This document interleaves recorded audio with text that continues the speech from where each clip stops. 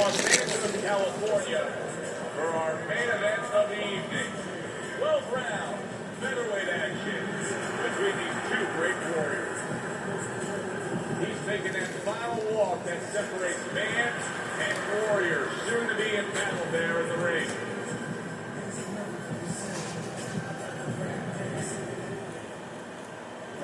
Bulldog's on his way to the ring. Boy, he looks confident. We've seen it many times with him through the years, but tonight he's bubbling with confidence.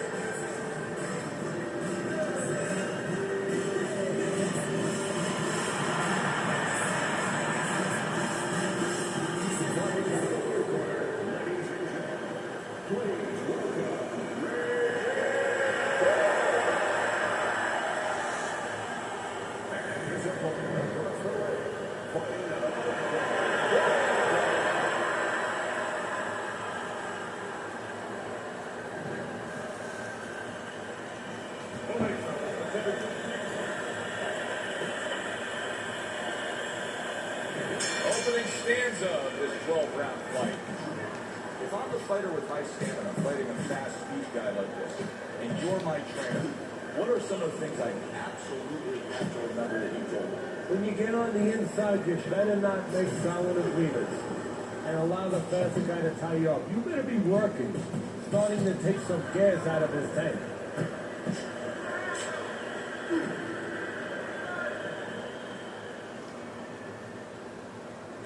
He took a shot, but he came back with a right hand of his own.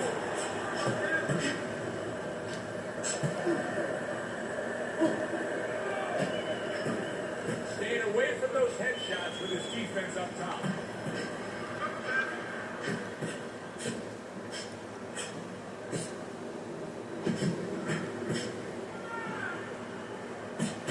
And now he's acting like a fighter. Coming back with the right hand after getting scored upon.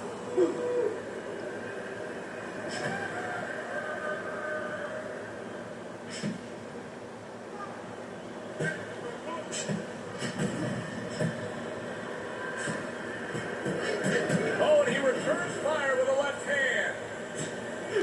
Oh, look at that. You know, he needs space to punch. He realizes that, so he pushes his opponent.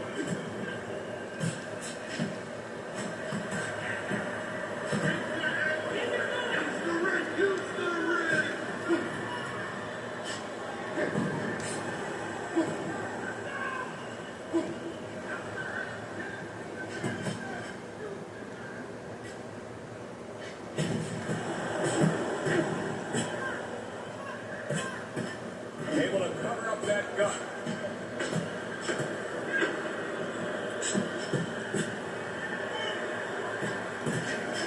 And what do you think is the most misunderstood about the lower weight classes?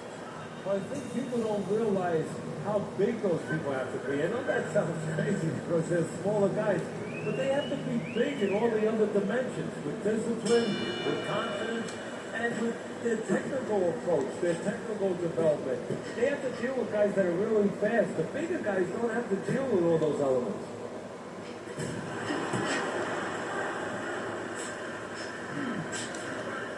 Oh, he gets to him with an uppercut. Oh, man, he's in rough shape after absorbing that blow. Able to show you his blocking ability. He was stunned and staggered moments ago. Now he's right back in the fight looking pretty good. Yeah, some guys take a little longer to recover. One of his strengths is he recovers. There it is! That shot crashes in, and now he crashes to the canvas. You get lazy with your jab, you get sent to the canvas.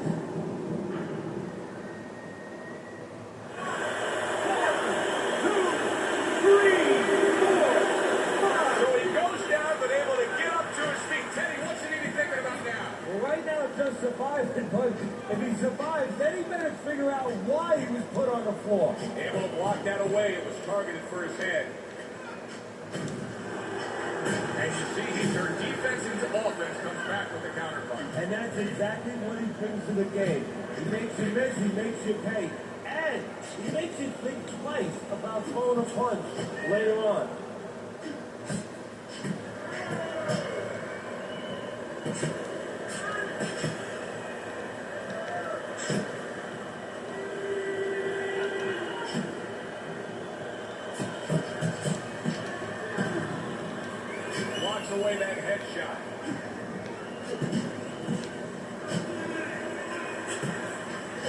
mark.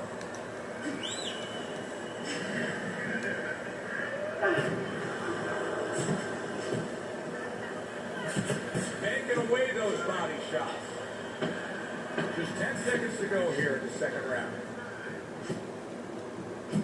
Excellent counterpunch by Raging Bull. End of that round. And the knockdown was scored. Now, Teddy, the fighter who was floored, how do you treat him? Do you go soft on him when he comes back, or do you get right in his face? What's the way to approach it? You have to know your fighter. You have to know the temperament of your fighter. Some guys, they just kind of roll up into a ball, and they don't come out of it if you get too strong with it. Other guys, they react well to that. So you got to know what he reacts to, first of all. And the most important thing, you have to get information. Why did he get dropped? You had your right hand down, you got hit the hook, then your right hand up. You'll be okay. Fine fundamentals, good counterpunch. You go out there, a fighter like this, you're just knocked down in the last round. Now you got to go out there, you got to prove to your opponent, hey, I'm fine. You got to prove to the whole arena, hey, look at me, I'm fine. You also have to prove a lot to yourself, though, don't you? Yeah, but you have to remember, that's a good question, but you have to remember, this fighter has been there before. So just remember, I have dealt with it before. And then you have to be David Copperfield. A little bit of a magician, a little smoke and mirrors, and con your opponent.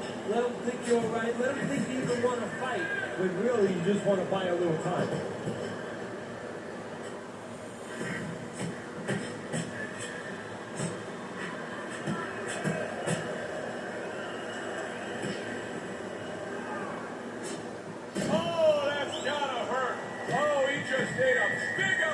Right there.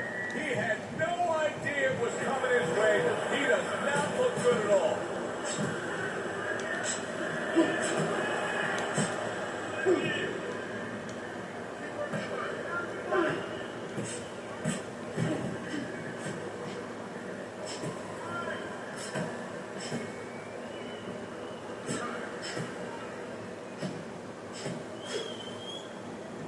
He gives as well as he takes. You saw it on that exchange.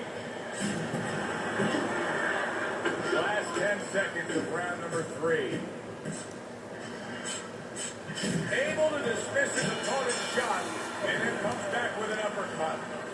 End of the round here, and as I glance around ringside and look at the judges, I'm wondering what they're writing down, because that was a tough round to score. Yeah, it was. And it's the kind of round where one guy would be really smart to take a page out of the book of Sugar Ray Leonard and Marvin Hagler, where Leonard stole rounds at the end, where he just clipped off 30 seconds, and that's exactly what the judges remember. Bulldog's movement is really helping him out, avoiding that punch.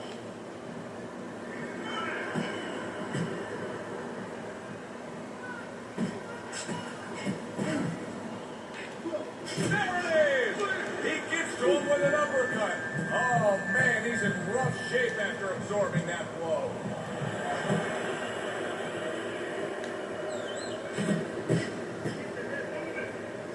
And now a whole new set of problems to deal with. You can see swelling around his eye. A nice block by Bulldog.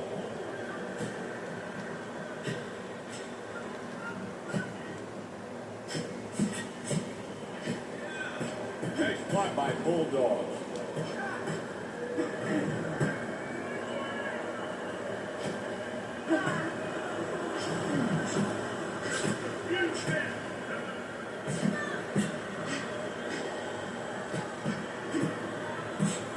A stinging counterpunch after some fine defense by Raging Bull. Well, we just learned something here, Teddy, in this fight.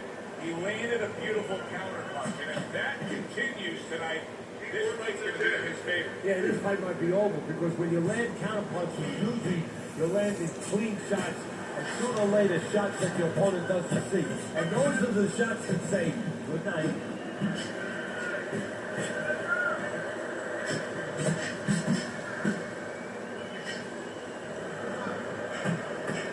3 consecutive punches by Raging Bull.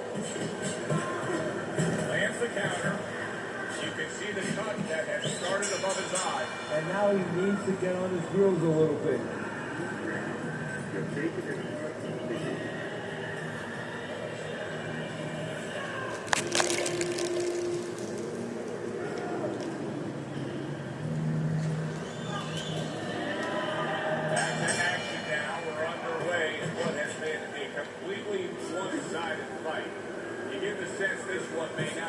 distance. Bulldogs proving to be elusive. What guts it takes, what commitment it takes to keep up with this kind of a pace. The action's been nonstop. Now, the one thing I can tell you is this is where you don't worry about pace. You don't think about pace. Otherwise, you could not be doing what these guys are doing. They're just going round to round.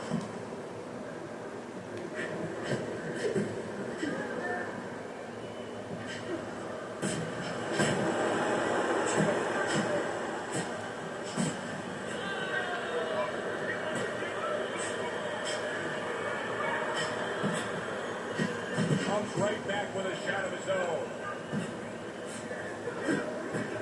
Bulldog's night is now starting to snowball downhill on him. Things haven't been going well. He's taken some big shots, and he's behind on his scorecards. Right now, he needs to look for a trick. A little bit of a spot. He's not going to win the fight with his jab. It's too late for that. He's not going to win it by putting punches together to the body on the inside. He needs to find a way to land a big shot. And I think it can happen. It can happen with a left hook when his opponent throws that uppercut. Maybe just time him and catch him with that perfect shot.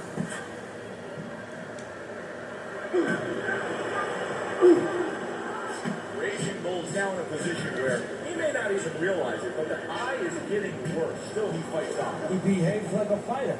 And that's the greatest asset you have. It's not your jab, it's not your hook, it's not your power, it's not your footwork. It's your ability to behave like a fighter when you have to. He's doing that right now.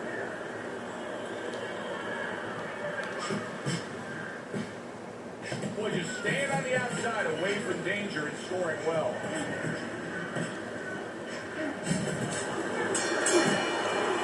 Raging Bull's statistics really shine in that last round. You can see that he was able to land more punches than his opponent. Now, it's not black and white. You land more punches, you win the round. But in this case, I do think he's up on the scorecards based on that round. Yeah, I believe he is too. You know, you're looking at it, and you just feel that he's got control of the pace, the tempo. You know, he's winning the fight, but there's a risk there because he's starting to throw a lot of punches, sometimes a little carelessly. Wow! Bulldog's in a bad place right now. He was tagged. Oh, look at that. He's hurt. But hey, I give him credit. He's smart enough to know what to do now. Yeah, the referee needs a crowbar to separate him. Good block there by Bulldog. This is great stuff. I mean, great stuff. Bringing it every which way they are. So you remember the time you were on vacation, you saw that perfect sunset? Oh, yeah. It was just beautiful. This is beautiful.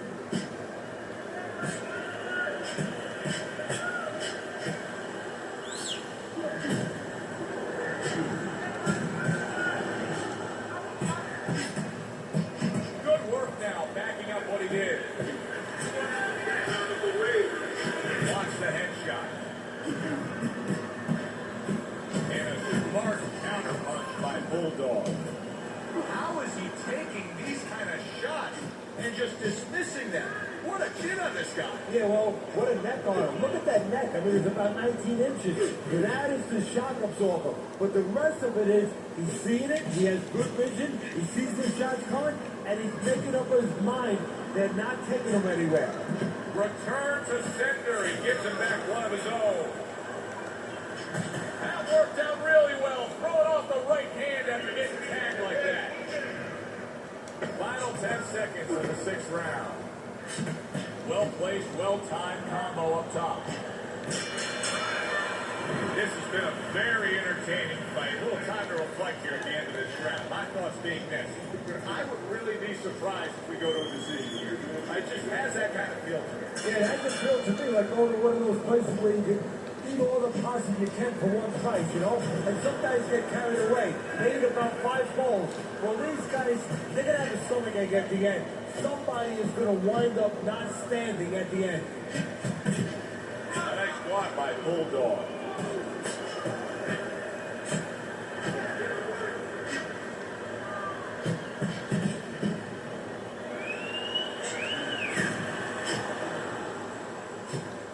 Dismisses his opponent's headshot.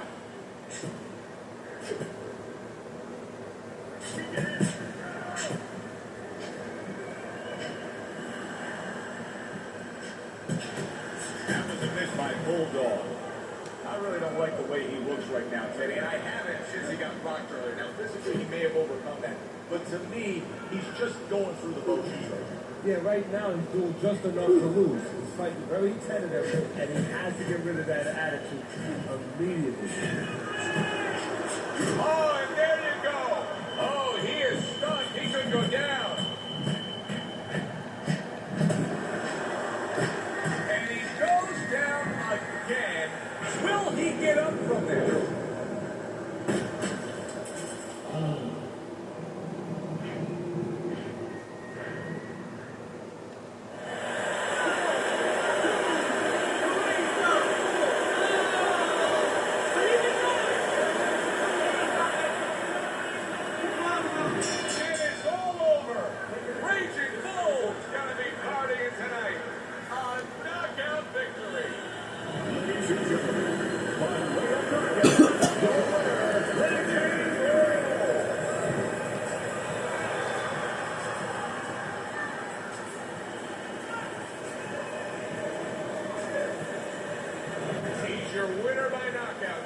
When we came in wondering whether or not his opponent had a good chin, we found out. For Teddy Atlas, I'm Joe Tessitore. Have yourself a great evening.